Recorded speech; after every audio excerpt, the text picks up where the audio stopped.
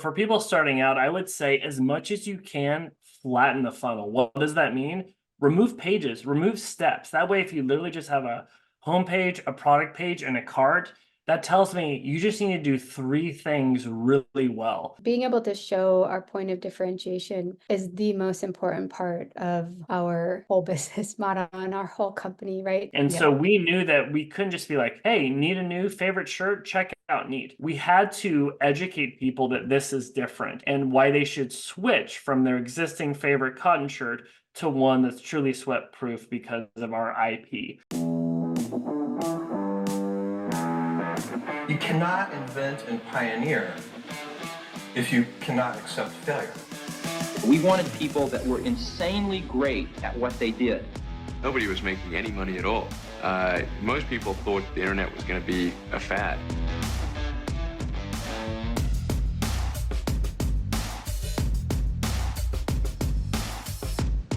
All right, today we're gonna talk about the company we acquired, which is Neat Apparel, sweatproof shirts. Check it out. And one thing, like right when we acquired the company, we were staring at the website and we're like, oh my gosh, can we please get our hands on this thing and really kind of do one of two things. One, we want to elevate the brand a little bit. We're not saying a rebrand, that's not what we're doing. But second, we need to make this a conversion machine because for this brand to work, we need to run ads and we need that really expensive traffic to convert in an ROI positive way. So today I have the creative director of Growth Hit on the site, but on the site, this is a podcast, on the podcast, but she's also an equity partner in Neat. So Angela, are you excited to talk about all the hard work you're finally coming out of the dark cave to show to the world? Yeah, it feels surreal. I'm dreaming. This is great. Yes. It's been a long time, longer than you expect, right? Like you always want your website to be ready 3 to 6 months before it's actually ready. So we're like out of that time. So this is good. It's really interesting being your own client because we try and manage clients' expectations all the times. And I'm Yeah. like, oh wow, I really see why they're always like wanting it yesterday because that's how I want it. But so this is what we're going to hit on today is I think a lot of people listening when you want to launch a website, you're like, I want the best possible website, but I don't want to break the bank, right? So in other words, you have champagne taste in a beer budget, and guess what? So did we. So we're going to talk about how we approach building this website kind of on the cheap, like where we saved money, where we got creative, but also where you shouldn't go cheap and where it's actually worth it to spend the right amount of money. So we're Yeah. going to hit on photography, and then we're going to nerd out for anyone that wants to go deep on the core parts of a funnel on why we did certain things. So hopefully this is helpful for anyone that's looking to, launch a site, redo their site, or if you have a conversion problem, hopefully you can learn something from this. But it's kind of funny, Angela, like when you think of a website at the end of the day, the most important asset is photography because that's what shows your product. And that is something that in the early days of acquiring this, they had actually some decent photography to start with. But Yeah. you and I had the conversation, and we both were like, okay, this is where we need to spend money. And so, like, what are your thoughts on like approaching how much to invest in photography and what you should do with a website? Yeah, I mean, I think that photography is so huge. At the end of the day, all websites are essentially just boxes that we need to fill up with like pretty things and interesting things or witty things and clever things. So, the first thing that people see when they come to your site is your imagery. Mostly when we're speaking about fashion, right? Maybe if a different industry, you might not have that, but for us and for creating a brand and creating something that has a little bit more substance and we need to show fit and function, it really was all about our photography. And so even being able to build our Figma wireframes or the references that we wanted to use for our design direction, we had to pull in a lot of placeholder imagery from other sites or from Pinterest or things that helped us create kind of the story that we wanted to tell, and really create kind of the brand feel that we wanted to see. Like our previous the previous iteration of the Neat website, it was really technical, and they had a lot of like really great technical information and technical photography. But it didn't really have a lot of brand photography, right? And there's kind of a difference there. It's just a little tweak of personality, maybe the way the model looks. And so we wanted to kind of spend time figuring out how to create the brand on a cheap, fast way, right? Not spend hundreds of thousands of dollars to do that. And to work with creative people that could actually like help us do that. Other creative freelancers that are kind of like starting out in their own way, and models that are also starting out in their own way. And that's like one way we were able to do our photo shoot like a little bit cheaper. I don't know if I'm jumping too far ahead, so I'll pause there. No, it's perfect. And, one thing that, with photography, there's probably websites where you don't have to go big on photography. Like we have a client that sells jammies for dogs, and just having user-generated content of cute dogs and jammies is going to be fine. You don't need to fly to New York like we did to do a great photo shoot. Or maybe you have a supplement brand where you can do product shots. But for us, fit is such a huge conversion roadblock, and the Yeah. price point we have, it is a little bit aspirational. We needed to do this well. So the Yeah. three variables Angela and I were breaking down for our very limited budget was photographer, model, and then studio. And right away, we're like, okay, we can go cheap on the studio. We can get the smallest closet in Brooklyn. And shout out to Angela for finding the sketchiest, smallest place in all of Brooklyn. But then photographer and model, we're like, okay, we probably shouldn't go too cheap here. But Yeah. like talk about like the hunt for finding those two. Oh man. Yeah, I think, finding a photographer is really important because there are people that um are really excellent at what they do and they charge a premium, and like that's very valid. Like, they work with premium brands, they work with luxury brands, they work with clients with budgets, they have the expertise. And then there's also working with, and that's what I was saying, like maybe finding a photographer that is going freelance, and they're really trying to cultivate their following and their community and their network. And so we talked to tons of different photographers that ranged in prices from like, I think we got one quote for $40,000 to redo our imagery.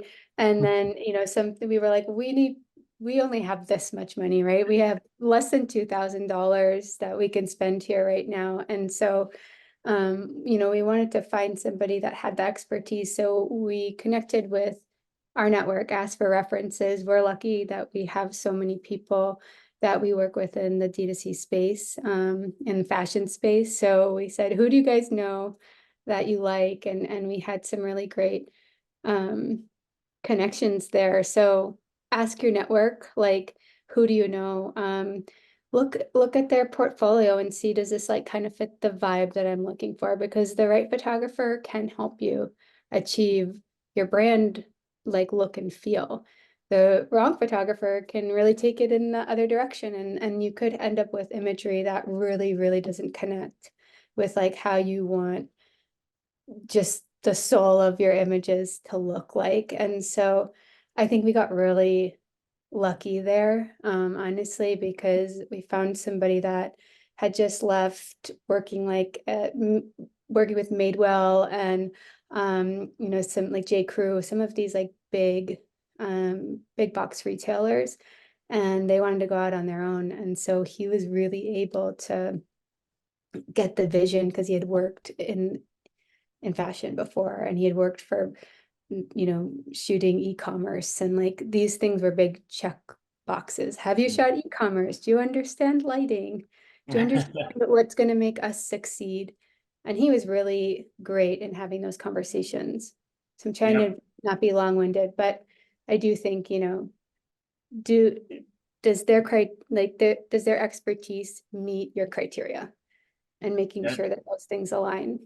Shout out to Miguel. Yeah. Super impressive. He came in and right from the jump, he's like, here's the options for backdrops. Here's what I'm thinking. And he was just going. And for me, it's literally my first photo shoot.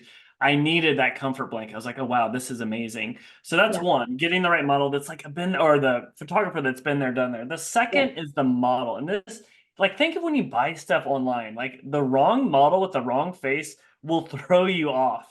And Yeah. so I think this one is so easy to get wrong. And Yeah. I've never looked at so many handsome men in my life online than going through this. Andrew's like, what do you think of Ew. these guys?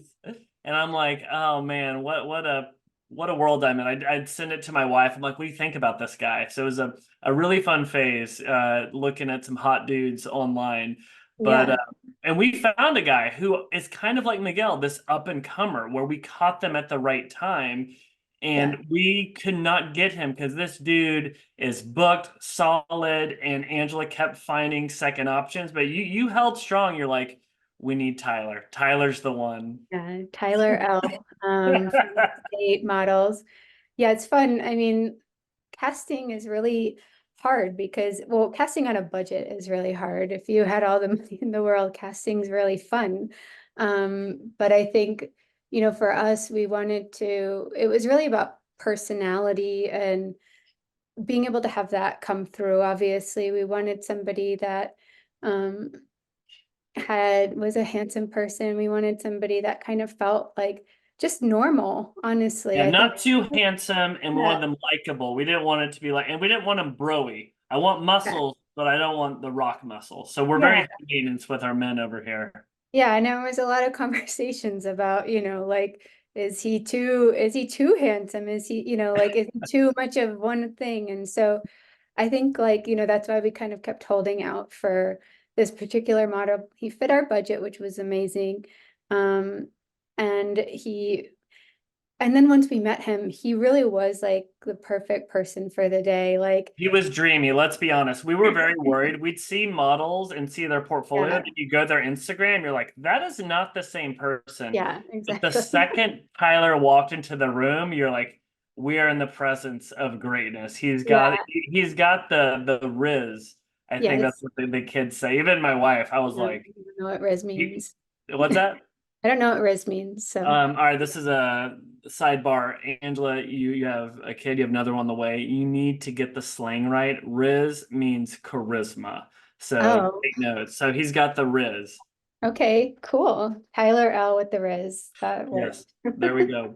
But he and the other thing I liked about Tyler, he actually brought ideas, and we put him in some weird situations, and he said he's been in much weirder. We're making him pop water balloons in his shirt, and Okay. he was down. He was a true professional, which I don't know if I would have been as cool as he would have been. Yeah, Yeah. I think that having that's the one thing, like, where I'm like, okay, don't go like totally cheap on it. If you like really want to sell your product online, like, don't hire somebody with just some Instagram posts as a model. Like, you need professionals, and like, granted, our budget was really tight, but he was like truly professional. He had had acting experience, he had been a model. So like, even when we were filming our water balloon video, he was like, how am I supposed to do this? I would have never have known to direct someone. I was like, just pop a water balloon. Make His them. acting came in really well because his Yeah, face on the shirt that gets soaked is hilarious, and his face yeah, on the meat shirt is pretty cool. Even Kyle's like, my wife was like, "That's amazing." I was like, "That was the first take." I was like, "That's yeah. Tyler's first take." So We yeah, only had one take for each shot. We only had one shirt. So yeah.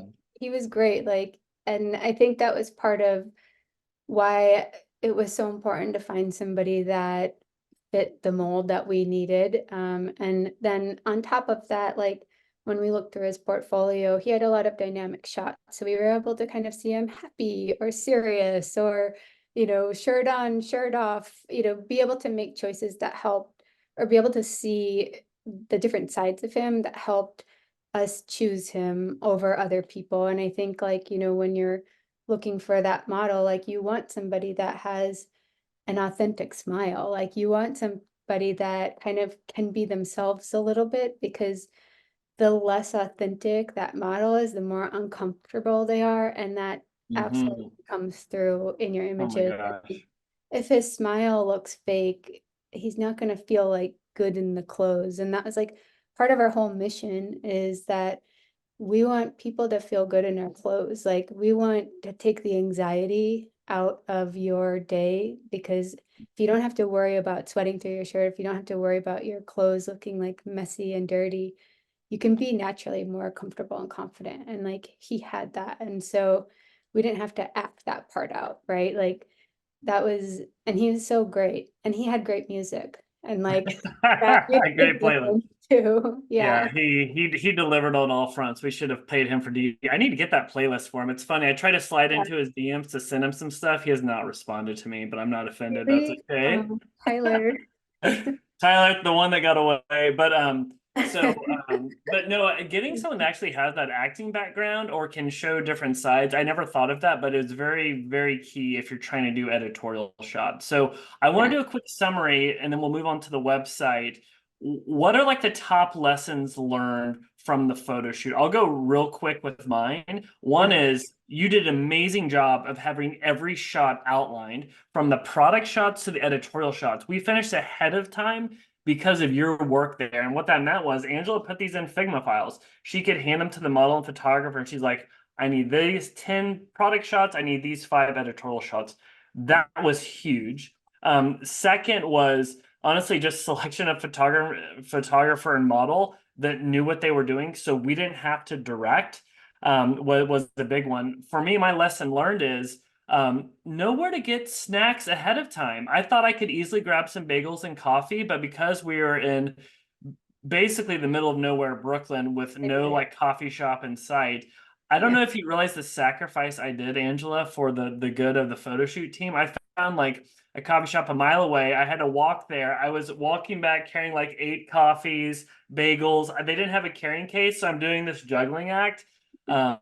Yeah, so next time I'm gonna outsource that next time and use Uber Eats. I don't know why I was trying to be a hero there, but Yeah. food is very important. Food is, that was on one of my lists. Food, having snacks and good music, keep the people happy. Like, you know, it's a long day, like it's exciting, but then it's also like we're in a like 300 square foot box, and like, you know, we needed to have like some good energy. So I think having good music, it's underrated, but it's very important. So thank you, Tyler L, who won't message you back, for that playlist. I think again too, like one of my biggest like lessons was, you know, if we had the budget to like hire a stylist, I would definitely recommend that, because it's a lot of work. Getting all the clothes prepped, getting everything steamed, making sure they fit, making sure that they look good on the shot. And so like I was getting all the clothes ready and not able to spend as much time like looking at, okay, does this look perfect, so that I don't have to deal with it in the post production, because luckily I was able to retouch, you know, all of our images, make sure the scuffs were out of the bottom of the floor and all of that stuff. But if you ever have to hire a retoucher, it might cost you even more money than the stylist would have, who could like make sure there's no wrinkles in anything and that it fits perfectly. So, you know, I think it's like it's six of one, half a dozen of the other, but I would rather have that in real time than have to deal with it after the fact of post images. Because Yeah, I that can, take for granted how much you did there because yeah, that's huge. I mean, you were styling. I did steam a couple shirts to give you're credit to good. myself, but you're using my clothes, your husband's clothes Yes. to Yeah, style. that's a good way, you know, like you don't need to buy a ton of things for your shoot, you know, you can like scavenge your own you know, partner's wardrobes and your own closet and your own home. Um, but I think like having a plan is really important. Have your shot list, have a mood board, have things that help you be prepared, and have references of images that you like, because if you don't, then you're gonna kind of just be like, I think I like that, instead of Mhm. being like, I want this, let's make this. And we Yeah. did that, you know, like we were able to say like, this is the vision. The photographer totally got it. The model got it. We were able to show them all before. And like that was successful to me. Could we have been more efficient in other ways? Definitely. Yeah. Um, you know, and then the other thing is like, don't try to do too much. Like Mhm. I remember we maybe wanted to try to get another like story in there about like the sweat proof guarantee. It would have been too much. Like, Yeah. and we were able to then focus on like what we really needed, which was good PDP product imagery and our water balloon test. Yeah, the most important. So a lot of good stuff learned from the photo shoot. I think we'll get it for the next. So now we're armed with the assets that we need for the website. And meanwhile, we weren't just waiting on these images to make the website. We had already started wireframing out the website. So one other call out on the website is no, we did not just use a Shopify theme. We use a theme, but then we could do like custom code and development work into it. Again, we have a little bit of unfair advantage in that we have a dev shop, so we're able to do that, but we were still very cost effective with that. It wasn't like built from scratch. There's a lot of things built into Shopify that we can leverage that we don't need to reinvent the wheel. Another thing that when like setting the foundation of the website is this idea of branding, right? So the horror story that I have seen way too many times is someone hires a branding agency who, by the way, is really talented at branding, and they get an amazing logo, amazing fonts, all this amazing deck, but then they need to turn it into a website, and they've already spent 60 grand, 40 grand on that, and they don't even have a website. And so we wanted to be like, what's the MVP of the brand that we have right now, knowing that we can evolve it? So you want to kind of speak to like, what is that MVP that you need it for a brand at an early stage where you're not going to just break the bank? Yeah. I think that this is like such a huge one because I spent a lot of my career working on the first side of what you said, where, creative agencies that cost an arm and a leg in order to, build your brand and bring your vision to life. And I like really believe in, branding and aesthetics. And I think those things really matter. They help you stand apart.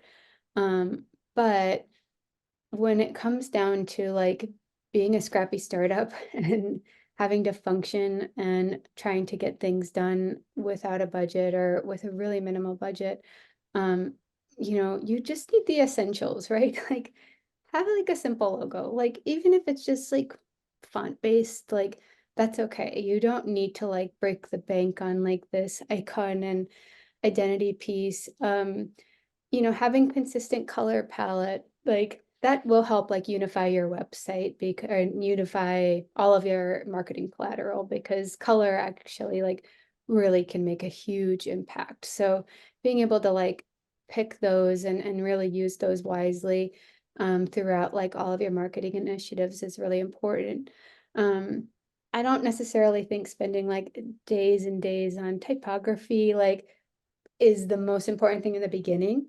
Um, Choose Google fonts that can be recognized across, and this is like for like direct to consumer brands, right? Like maybe if you're starting a hospitality business where like you're opening a hotel chain and all of your printed materials are like going to be everywhere, that's different. But direct to consumer, like make sure people can read it, make sure that it looks very clean, make sure that it can work across a lot of different browsers, and like it can maybe be part of Klaviyo, and like you don't have to do a lot of extra work to implement typography and fonts because that can be like kind of a complicated thing that you don't necessarily want to deal with if you don't have that capability or bandwidth.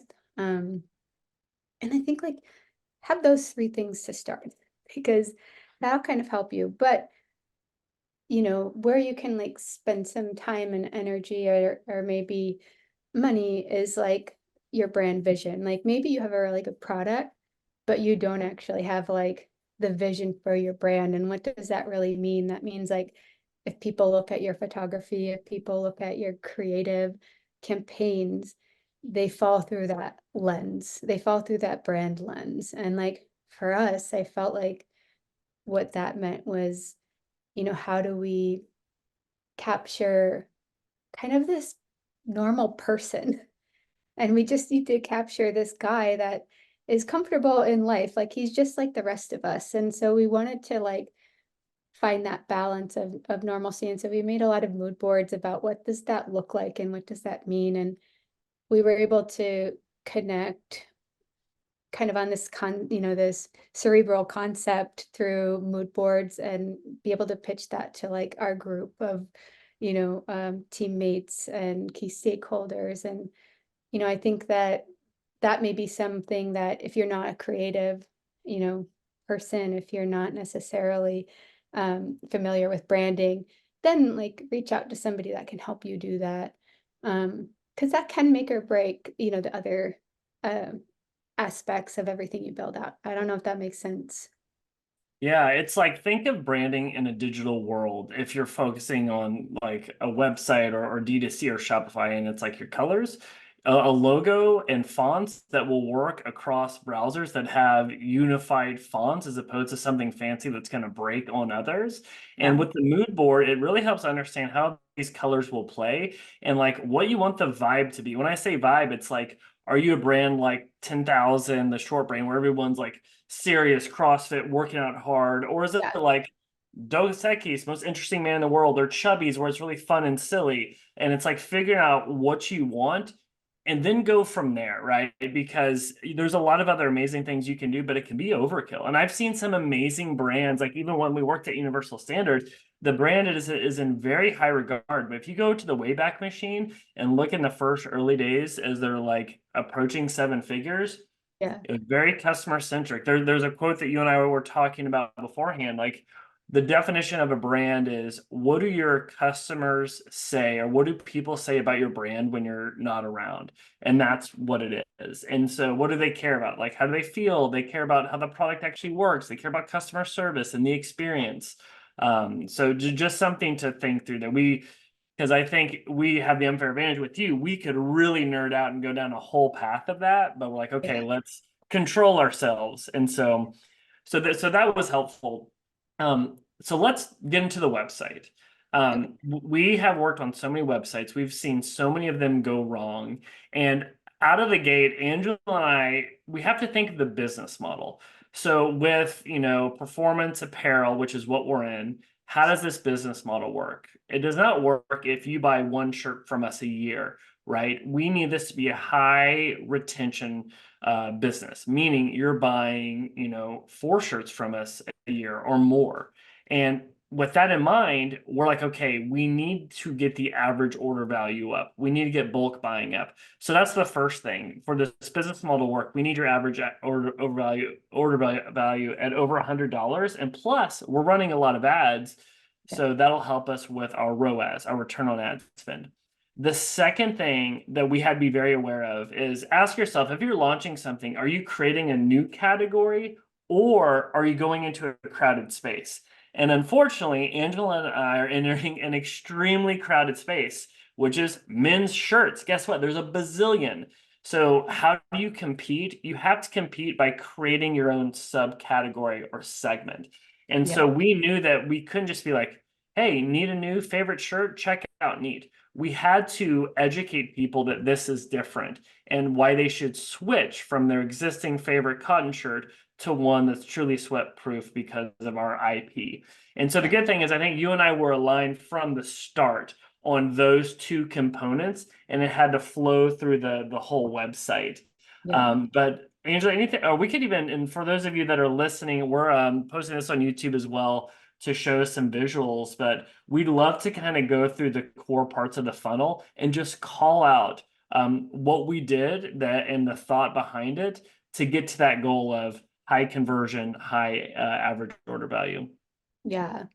Well, and I think like before I pull up any visuals, like just going deeper on that, like being able to show our point of differentiation is the most important part of our whole business model and our whole company, right? Like, because right now we don't have the ability to market just on brand, right? Like, we don't have the customer base, we don't have um the budget to really do that and to like shoot content that's just brand centric.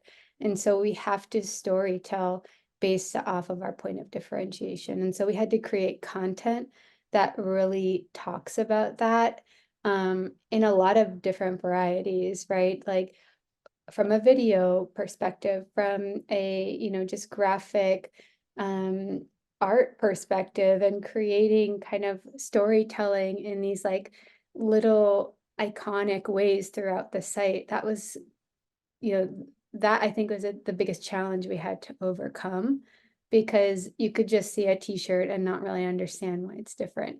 And that's the hard part with direct to consumer, e-commerce, is because the person can't really like try it on in real time. They can't test it themselves, and they don't want to get scammed. And so for us, it was like, how do we show the magic moment? How do we show the proof? And how do we like over explain in every possible way what we do that's different? And I think like that is what we managed to do really well. So, I mean, I'm happy to like pull up the site too and kind of walk through some of those things. Yeah, go for it. And to kind of hit on that point, there's this idea of like show versus tell. And like we think that if we can demo the product and people see that, they will understand it very quickly. So you'll kind of see like from the start with the hero section of our homepage, we have a demo video that does that. And like we're showing a screen. Oh, awesome, you're showing it. But yeah, go ahead and talk through the kind of core components here.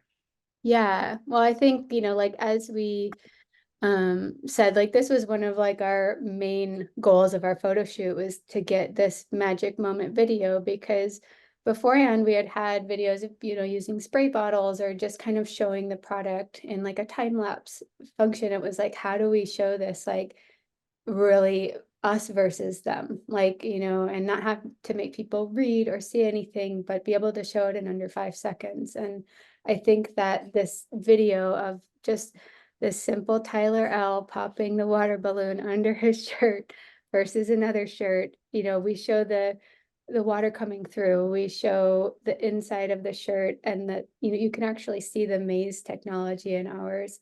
And so this was really important for us to have as like the hero moment, where most brands, like if you think about most fashion brands, they might have in this hero section of their homepage website, a new product promotion that they're running, a specific summer's here campaign, or our flower collection is out, and they're trying to drive people to specific products. For us, it's like we make t-shirts, so why would you buy any of the t-shirts when you could just go to Target and buy a t-shirt, so we had to tell like that story here. We can't maybe follow some of the more traditional fashion brand hero moments, and I think we're going to always have to do that, whatever way our creative is, whether it's more technical like this or whether it becomes maybe a little bit more editorial, but it's always going to have to focus around the problem that we solve, because we're selling essentials.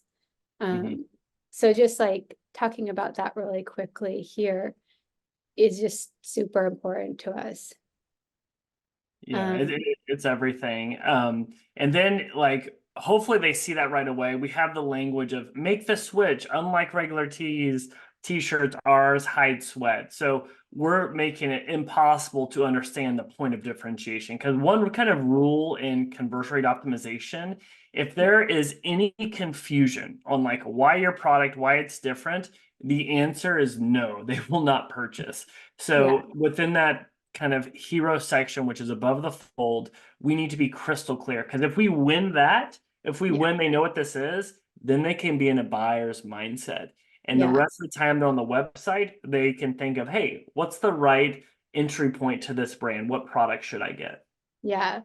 And I think like to your point too, is like, why would somebody care to make the switch, right? We talk about that a lot, because, you, like we said, you could go anywhere and buy a t-shirt, and you could use different deodorant, and maybe you wouldn't necessarily need our products. But I think that being able to highlight like how different this is, it actually shows people like why they might need it and why like other competitors or other solutions aren't working for them.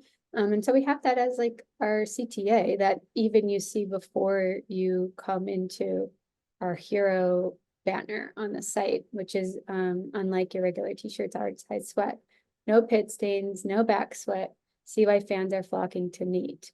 And then the CTAs make the switch and drives directly to like our flagship product.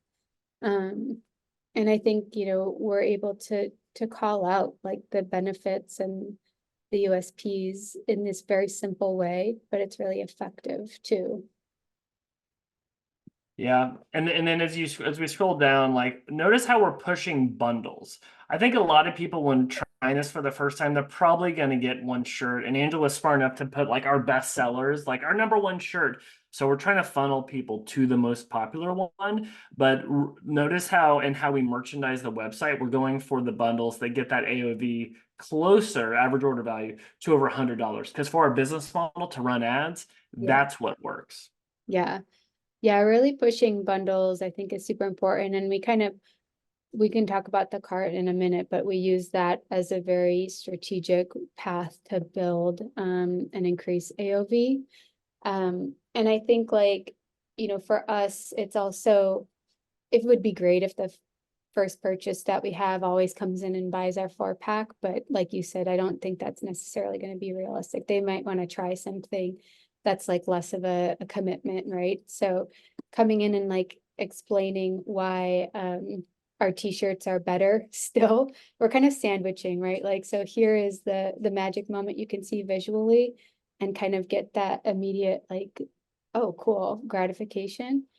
And then when you come down below, the intention here is to kind of, sandwich products between these two like proof moments. And so we have like a static graphic right below that collection banner that is kind of a graphic story about, we actually sewed a regular shirt.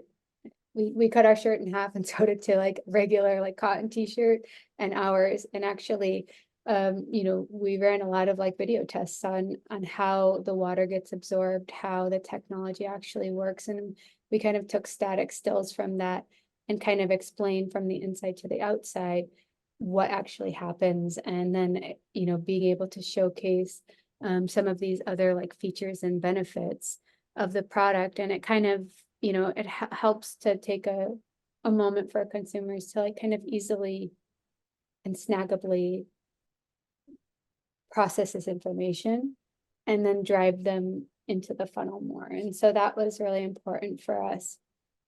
Again, like we have to show and tell all about our problem solution in a variety of formats. And that was really what our homepage is about.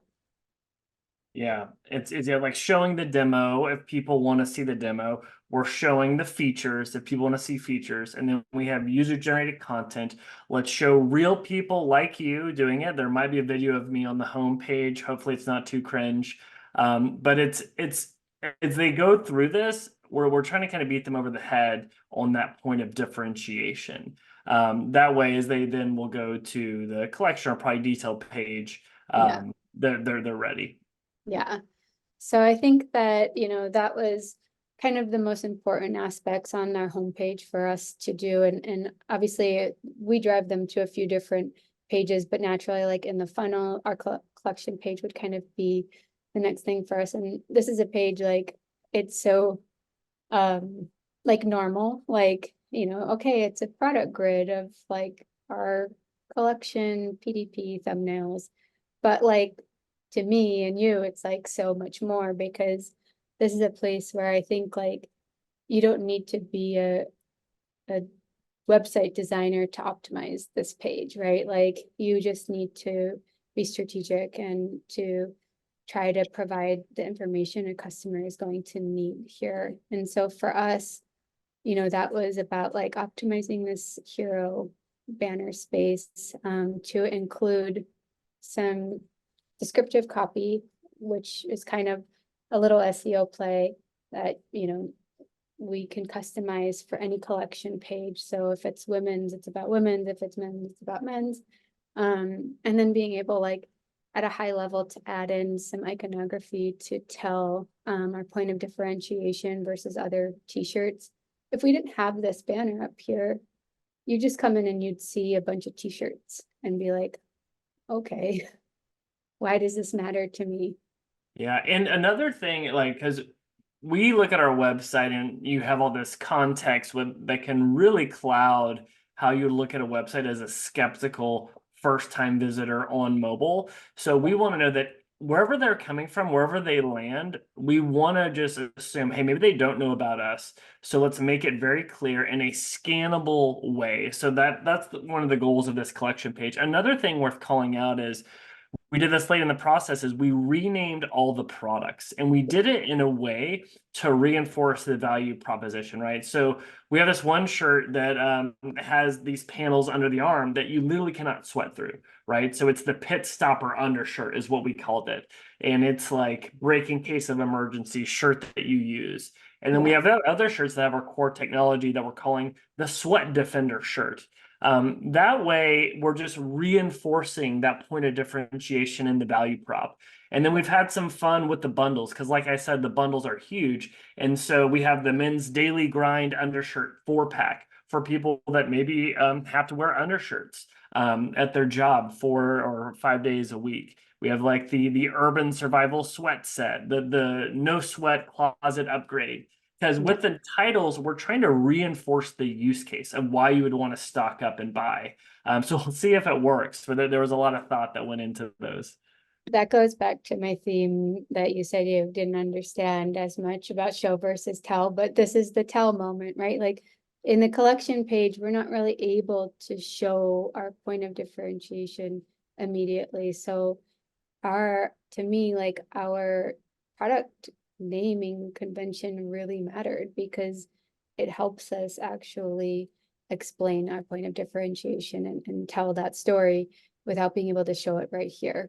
And so I still think that there's a lot of ways for us to continue to optimize our storytelling and showcase moments within the collection page format. But right now, we just need to start getting data and understand what people, are responding to. But I think that, being able to have that information on your page and for us to, again, in that like telling theme, right? Like we have a little sub copy underneath our t-shirt names that just explain furthermore like what it is, and what our point of differentiation is. We really aren't just a t-shirt. So I think that we have to find ways to communicate that to people. Yeah, and that also serves a good value from an SEO perspective because a lot of people with websites have these collection pages that really have no copy. That if you can have a good headline and copy and FAQs or copy related to the products, you'll be impressed at how they can start to rank. So that was definitely one of the goals there. Yeah, and I think like, back to your point, as well as, on these pages, like how are you merchandising them to try to increase AOV? How are we trying to put the product in the right place at the right time for people? That's something like I think will be a constant evolution and a constant iteration, even like from one day to the next based off of if we notice things are selling more, if we're promoting something via ads and we want to make sure people see that right away. If we're low on stock, we're not gonna like have that be the first thing people see. If we're low on sizes, like, so it's a constant kind of juggling act and like shifting around of the site. And that's a full-time job for a lot of e-commerce companies that they hire, and we're gonna have to be really mindful and kind of constantly looking at that data to ensure that we have the right things in the right places. Yeah. And let's go to the product detail page and then the card because a lot of times the product page is where the rubber meets the road. And our shirts aren't cheap, right? So we're not going to win on price and we don't want to win on price. So some things we had to factor in is like, what are the natural conversion roadblocks we have? And Angela and I know what they are because we see them all the time. It's price, it's fit and size. It could be maybe confusion around those. It could also be value, okay, is this actually going to work? Does it have the quality? Like how many washes? So those are things that we're starting with the end goal in mind. Why would people not convert? And how do we address that with design? So I don't know if you want to hit on some of the things we did here.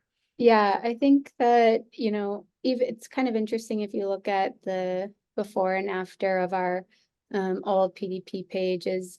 And I just pulled in the desktop versions for now. I think the mobile version's equally as important, but just to kind of explain at a high level, like we weren't really like optimizing this real estate. And this is like prime real estate where you can see that there's like an entire section here that just has nothing in it before you get anywhere below. And so for us, it was really about how do we get as much information as we can in the moment that they get to the page. And like from a mobile perspective, the first thing you're going to see is the imagery, right? When you get to the PDP page, you don't even see the name.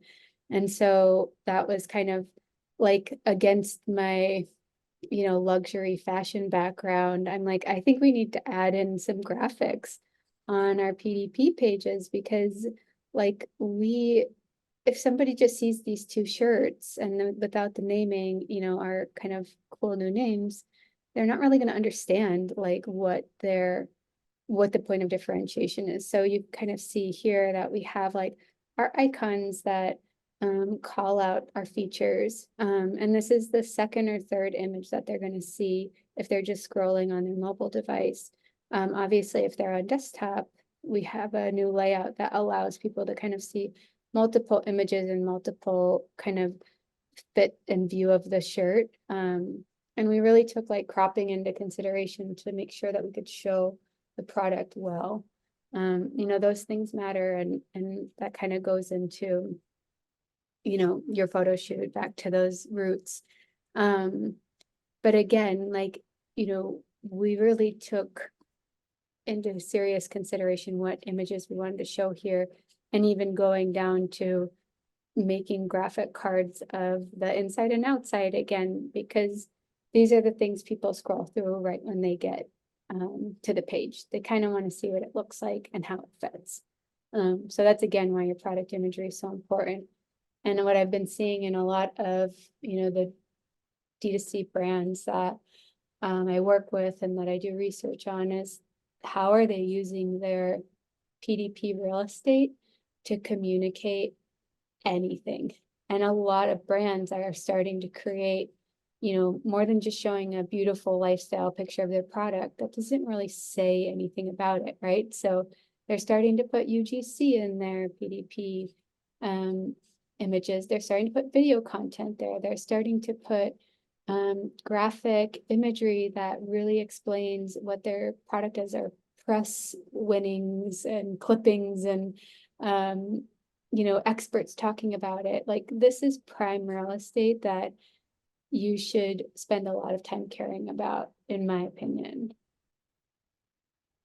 I'm really passionate about that. And especially on mobile too, I would say look at our product detail pages on mobile, because that's where a lot of our first time traffic will be coming in, and you'll kind of see how we prioritize addressing those conversion roadblocks and getting them to buy. But I think what I'm the most excited about is the cart, because as I mentioned, we really want people to bulk buy. And so we need to give them incentives to pull that off. So we have kind of two core incentives we've engineered, if you want to talk through those. Yeah, so I'll kind of start, on our empty cart, we wanted to really optimize that, right? Not that so many people are opening their cart and not, but why not, right? Like if you have an opportunity to leverage a space people are interacting with, then you should. And so here you can see that we kind of have this opportunity for people to unlock these free gifts, and